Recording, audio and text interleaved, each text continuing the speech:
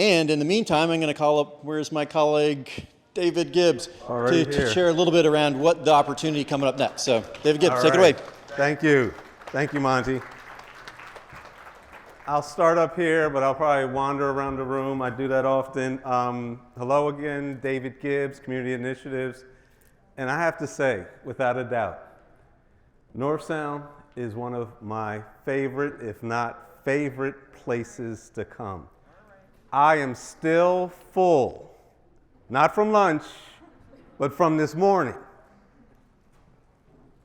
I'm going to steal from Alex. He's not here, but Tony shared this with him that I used his line. I've learned to lead with my vulnerabilities because that ensures that I'm operating out of my more authentic self. Tell Alex I'm going to carry that forward. That was powerful. So this segment right here, as Ara just alluded to, David Gibbs, he, him pronouns, is about an opportunity to continue this phenomenal dialogue, acknowledge and appreciate the fact that you all have set a container of a brave space, a container where you feel emboldened to share your truth, and a container where when you start to stir that up, good things can come as a result, all right? So part of what we're going to look at in this space is not just how do we get to those specific dialogues, but what's been a little bit of an evolution, all right, almost a developmental track that you all are on about the how of how you create spaces that are more and more enriching, enlightening, and value producing for yourselves, because you all are the angels who are carrying this work out. Next slide, please. So it's a little bit of a reminder, but before I even get to the slide, I want everybody to stand. Everybody stand, please. This is similar to what Liz did earlier, but I double checked with her. She said, I think what you're about to do is good and a little bit better. So listen, I'm going to ask you several questions, and you get to respond by sitting down. All right? So question number one, those of you who this is your very first partners meeting, have a seat. Staff and partners, all right? Staff and partners, right? So ACH staff, this may be your first partners meeting, and partners, this may be your first. Those of you who have been with ACH for a year or less, have a seat. Okay. Check out the room. We're, I think, beyond half. A lot of newbies in the room. So what we're about to do is partly talk about who we've been, who we are now, and who we might become. So recognize this. Whether you're new or old, it's kind of good to wrap your head around the context in which you're operating. Next question. Those of you who have been around this ACH thing for 2 years, have a seat. So if you haven't been around longer than 2 years, oh boy, we got the veterans hanging around now. A number of you hanging around still in place. It's the reason you're still showing up. All right, we're going to go one more round. Those of you who have been around ACH North Sound for 3 years, remain standing. No, actually, you should sit down now, I guess. Sit down. Oh, so most of you did remain standing. Jackie, how long have you been around? 2018, 19. So almost pretty much the beginning, all right? Thank you. So notice the room. Notice your veterans in the room, those of you who have less than 1, 2, or 3 years. These are folks you can go to and get a sense of. Everyone can have a seat now. So let's talk about the big container. The big container is this thing that you've heard the term, I believe, called a collaborative action network. Now, I believe there's power in words. Words convey ideas and concepts and notions. So you're not supposed to read the slide, but at the same time, there are some powerful notions in the slide. The Collaborative Action Network is a learning, advocacy, and action network. What's the first word in that series? Learning. That's what we're here to do. Capacity building starts with learning. Open to all community members. Some community members? All. Thank you. All community members and organizations seeking to advance and you should recognize this by now, just and inclusive culture and the vital conditions for all to thrive. That's our charge. All of us in this room, that's our North Star. The byline underneath says, together, network members will provide the assets, influence, and leadership for the network. It's a byline, but it's an important one because it is essential to the success of the future of your collaborative action network. And the reason it's so essential is this. Liz and the North Sound ACH staff do not want to be the arbiters of everything. They want to support, assist, and empower your leadership. There's a word for that. There's a term for that. Starts with, is 2 words. A D is the first word, and L is the second word. Somebody gets a cookie if you come up with what's the phrase, the expression I'm thinking of. D and, huh? Distributed leadership. Distributed leadership. It's exactly what it sounds like. It's decentralized. It means the ACH is looking for leadership to emerge, for you to set a table, and for you to be supported by the ACH to make that table real, relevant, and live. Next slide, please. So we've been talking a lot with the ACH staff, and we've been a part of this journey with you. And Stacy, thank you. Stacy put some tremendous graphics together. Our colleague, Stacy Wegley, give her a hand. Here's a key slide right here, because this is the entirety right now of the Collaborative Action Network. You see, it's a continuum. There are 1, 2, 3, 4 segments to it. On the far left, you have peer networking and exchange.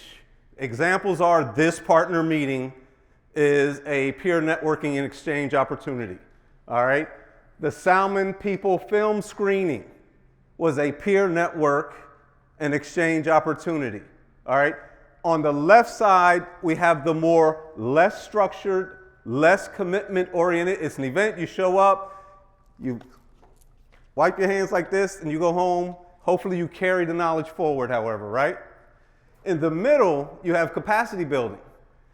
Tomorrow, I believe it is, there's an opportunity with a group called Catch a Fire, where you're going to learn things that are building your skill sets, your individual skill sets in different functional and areas that are important to you. I imagine you're going to have an opportunity to choose. There's the Network Learning Series, where you've had a series of topical engagements. You come, you say, hey, that's a subject matter I want to learn more about. You go there, you learn, you go on, and you carry that knowledge forward in whatever way you choose to. The next vein there is this notion of something called communities of practice. Sounds very prescriptive, all right? Sounds like you got to do it the right way, this order, this, that, and the other. We're not using the term that way. We're generally saying, in addition to peer networking and exchange, in addition to building skills and capacity, we're going to focus on specific issues and subject matter. Some of the examples we have on the screen are the DEIB group. You'll hear a little bit more about that in a minute. The Well-Being and Measurement group. You've already heard about that, at least as a subject matter, but there's a group that's dedicated to doing that work and figuring out what does success look like, what should we be measuring. So your examples and ideas of how we should be approaching that, that's a group for you to be involved in. On the right side, we're moving to more structure, more commitment. You got to show up on a regular basis. It's ongoing. You're building a network of colleagues and allies. You have the same topical interest area. Iron sharpens iron, you know the expression. And so you're learning, you're growing, and so improvement is a huge part of that process. Then that little arrow on the bottom says spread practice changes, advance adoption of equitable policies, and expand partner-funded innovation. So as you move from left to right, you should be strengthening in those regards. Now, the collective action piece is talking about when the entire Community Action Network has set a target on a specific policy. And you can see in the little small parentheses, a statewide policy or some sort of shared investment. We're going to marshal all of our forces as a Community Action Network, and we're going to drive towards that aim, okay? This is not necessarily developmental in the sense that you have to get from left to right. Are these partner meetings good in and of themselves? All right? They don't necessarily need to evolve because we've got other forums and settings to do that in deeper ways. All right? Next slide, please. So we thought we'd provide you just a simple definition of a community of practice. A group of people with aligned interest, profession, field, or desire who come together to learn and develop their skills and knowledge regarding their aligned interests or to solve a common problem. The big add-on for a community of practice is that, again, in addition to the ongoing commitment, you've got a specific topical area that you're all interested at that table to address. You're sharing your practices. Hey, we did that this way. Well, we did it this way. You refine, you hone, either to improve your own organizational practice or to decide that you want to do something collectively. All right? Next slide, please. Then, again, we're emphasizing the notion and the idea that it's about sharing and it's about improvement. Improvement of what? Improvement of practices. Along the way, you're going to recognize that there's a collective wisdom at hand and at play. All right? Everything's been about peer learning to a large degree so far. Why should we change that format and that model? Common purpose, relationships and trust, shared lived and learned knowledge, shared practice. All right, these are the dynamics of how this community of practice operates. Next slide, please. Now, when you think about the entire continuum from left to right, partner and network exchange, capacity building, community of practice, even collective action, they all share common values. All forms of learning from across the continuum are valued. So it's not like, you know, on the left side is better than the right side or the right side is better than the left side. All network learning is centered on building relationships and trust. All learning centers the value of the network itself. You should again recognize these. Honor tribal sovereignty. Work in place-based and centered around community experience. Reject zero-sum approaches. Endeavor to assure everyone can see themselves in the ongoing process. And then last but not least, all learning and action are working towards, again, the same North Star. Next slide. There are ways that the ACH already knows that it can and wants to support you, all right? These are examples of things that you hopefully already recognize about the ACH in terms of the support that's already offered. This is a very resource-rich environment, and I know, because I sit in the rooms with the NCH staff and I hear how they listen, they want to know what else can we be doing? What more can we be offering our folks? And what other ways can we be supporting them?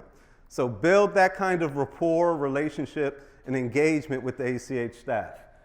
Next slide, please. So now we're going to have a couple of examples. And first up is our good buddy Malenko, who we got a mic right here for Malenko. And I was invited to provide community engagement training. I'm a Slovenian American, an immigrant, and my expertise, next slide please. Can you go back one? Pictures? This one. I learned not from schools, but doing projects like this with communities, building from the beginning to the end a community gathering place with people working alongside with me. Along the way, I had to learn how to train people to collaborate with me. Has anyone taken my trainings before? One person, you get an award. I hope by the end of the year that there will be many of you going through this training. It gives you tools, next please, for how to anchor this idea of collaborative democracy. How do you make decisions together across the differences? You may be aligned in this room, but out there are all kinds of people. Some ideas are wonderful and some are weird. What do you do with that? What do you do with that dynamic? So, next, please. The importance is that informed participation, and that's underlined term here, informed. You need to give me your best. Step into your best angel and share from that perspective. Leads to shared guiding images where you need to go, increased ownership, and that all together those acts add up to collaborative democracy, which is what I believe the future holds for us. Next. I will be here at a table during the open, what is that called? Open space session. I'll give you more information, but basically, the reason I want you to think about community work and community engagement, you have to have goals that are chosen carefully. Not everything belongs to community engagement. You have to have some agreements on ground rules, and you need to have a clear structure through which you conduct these sessions. My hope is, next slide, please, that you will take facilitation seriously and practice it just like you would choose to practice piano or basketball. It does not come automatically. Next. So these are some sessions planned with me in the future. When you come and visit with me, I believe I'll be at this table. I'll give you more information. Thank you, David. Thank you, Milenko. So that's one example of a capacity building potential community of practice. It's currently a forum and a training that exists that's available to you. You notice I took my voice down a little bit. My colleague said, "You're yelling at them." So I couldn't help it. I told you I was full, all right, from this morning. It's that energy. It's just in you. So we've got a couple of more examples, and I believe, Devin, you are next. Sure, I'm Devin Nixon. My pronouns on my name tag here are she, herd, which I really like. I don't know if that was a typo, but I don't do anything by myself. It's always a herd. It's always a group of us, so I like that. I'm a family and cardiovascular nurse practitioner at Peace Health. I teach in the nursing program at Western Washington University, but I'm going to talk a little bit about the North Sound Race and Health Equity Alliance, and maybe I should stand for folks back there. Hi, folks. On our lunch break, I talked a little bit with Jackie, and she said something that carried a lot of weight with me. And I've been thinking about that we can't have storytelling without truth-telling. And so I'm going to tell the story of the North Sound Race and Health Equity Alliance and how you all can get involved, but I want to tell the truth about it. Because in May of 2020, the world watched a black man be murdered on camera. And for a lot of people, it was jarring, it was shocking, it was something they couldn't fathom, and they all wanted to get involved. And for some of us, it was like, oh, okay. Folks didn't know this kind of thing happens in certain places with certain people. And so two colleagues of mine, Erica Gadzik, who's a family practice physician, and Ariel Furtado, who is a family nurse practitioner, we're talking about what can we do so that we can learn in community about racism and how it affects health outcomes. And they were making wonderful plans, and this is where the truth-telling comes, where I got brought in. I got a message on, what is this app called? Nextdoor, because they realized, and I credit them for this, that they were doing this work without any diverse lived experiences at the table. And I share this because I have children in the room too, that generativity part. You can be upset and feel as if you're being tokenized. So the only reason someone's reaching out to me is because, oh, we need a blank, fill in the blank. And as much as that could be true, it's also an opportunity. And there's an opportunity to go, well, I've been preparing for this my whole life. Let's do it. And so we had our first conference in 2021, the North Sound Race and Health Equity Conference, total collaborative work, lots of different sponsors, lots of different partners. The Alliance grew. We have a couple of other Alliance members in the room, Dana and Rachel and myself, of course, Erica and Ariel and other folks, organizations who joined in and said, we'll support this. And I can never talk about this work without talking about what I call repping for health equity. So representation, education, and policy, right? So the representation piece, we have a scholarship, the North Sound Health Equity Scholarship. We said we don't want to just do a conference, we want to have a call to action and let everybody take part in changing the landscape, because we know that patient-provider concordance yields better health outcomes. So we have a scholarship, and there's papers over there that you can scan and learn more about or donate to if you like. Because representation matters. We need people taking care of people. And I'll say that anybody who's from a marginalized community, if you become a medical provider, you are an embedded community health worker. You may have letters after your name, but your people will find you, and we're able to help one another in those ways.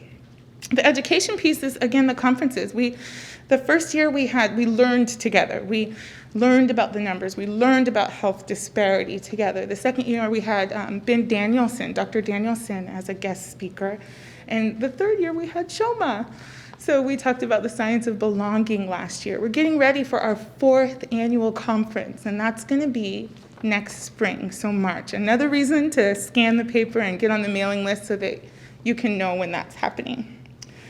The policy piece, that's always tough, but we're learning more and more, not just about social determinants of health and vital conditions, but political determinants and how policy affects outcomes. And so we practice being nonpartisan brokers of health equity information, knowing, in a really polarized environment, how do you talk about things that are important without closing the ears of half the people in the room? You learn about the policies, and you can speak to the policies without getting into the politics. So those are the things that we focus on in the Alliance. We would love to see you at our next conference. We'd love to hear from you. So email, let us know what do you want to hear about, what should we be learning about collectively. And please, please, I'll say this. I came to Bellingham. I lived in public housing for 7 years. I always wanted to be a nurse practitioner. It was just out of my reach. And it was a $1,000 scholarship that started my journey. And I get to stand here today because people like you all in this room and in our communities gave. So please give, please come, please support us, and I'll be around if you all have any other questions. Thanks.